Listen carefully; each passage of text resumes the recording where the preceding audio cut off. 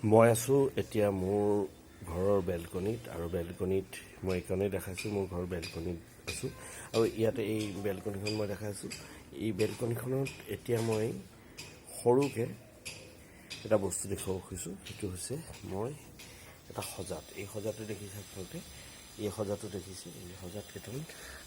কইল পুহিছোঁ কইল চৰাই এই চৰাইকেইটা মই পুহিছোঁ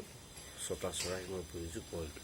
এতিয়া বতা চৰাই বুলি কয় এই বতা চৰাইটো পুহিছোঁ আৰু ইয়াত তেওঁলোকক মই খাদ্য দিছোঁ ইয়াতে পানী দিছোঁ আৰু এই কইল চৰাইটো মই এইকাৰণে দেখাইছোঁ যে আপোনালোকৰ ঘৰত যদি অকণমান স্পেচ আছে তেতিয়াহ'লে আপোনালোকে পুহিব পাৰে মই আকৌ দেখাই দিছোঁ এইখন দৰ্জাখন খুলি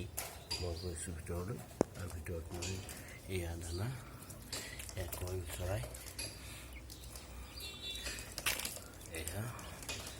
এয়া আছে তাৰপিছত দৰ্জাখন মই আকৌ মাৰি দিছোঁ বন্ধ কৰি দিছোঁ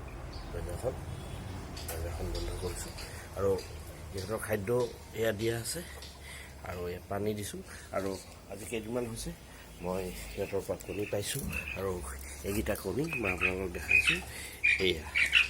আজি 5 দিনৰ পৰা তেওঁলোকে পাৰিবলৈ লৈছে এই কণীকেইটা পাইছোঁ আৰু আপোনালোকেও যদি ঘৰত 3 বা 4টা এনেকুৱা ধৰণৰ কইল পোহে তেতিয়াহ'লে আপোনালোকেও এনেকুৱাকৈ কণী খাব পাৰিব আৰু মনটো ভাল লাগে সিহঁতৰ লগত আবেলি বা ৰাতিপুৱা কটাই গতিকে আপোনালোকেও ঘৰতে এনেকুৱা এটা সজা লৈ 2-4টা কইল লৈ আপোনালোকৰ ঘৰৰ বাৰান্দাতে আপোনালোকৰ ঘৰৰ বেলকনিত আপোনালোকৰ ঘৰৰ ওচৰতে আপোনালোকে এনেকৈ কইল পুহিব পাৰে আৰু ইয়াৰ কাৰণে মই তলত বাতৰি কাকত পাৰি দিছোঁ আৰু এইটো যিহেতু ফুটা থকা বাতৰি কাকতটো পাৰি দিছোঁ আৰু এই বাতৰি কাকতটো 2-3 দিনৰ পিছত মই এইটো দাঙি লৈ এই সজাটো দাঙি লৈ ছাইডত থৈ বাতৰি কাকতবিলাকত গোটেই তেওঁলোকৰ সিহঁতৰ গোটেই বেয়া বস্তুবিলাক পৰাৰ পিছত সেই বাতৰি কাকতখন মই আঁতৰাই দিওঁ আৰু নতুন বাতৰি কাকত পাৰি দিওঁ আৰু এই ধৰণে আপোনালোকে ঘৰৰ ভিতৰতে বেলকনিতে বাৰান্দাতে কইল পুহিব পাৰে ধন্যবাদ।